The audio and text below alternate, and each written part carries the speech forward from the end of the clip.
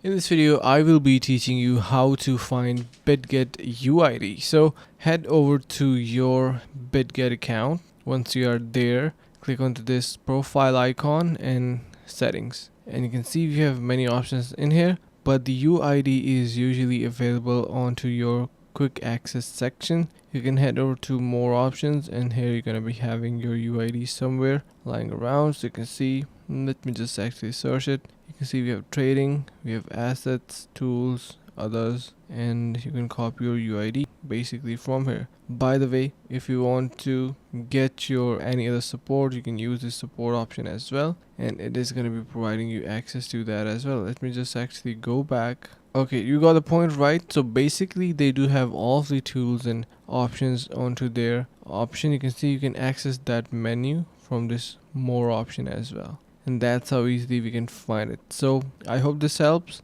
Thanks so much for watching. Stay tuned and see you in the next video.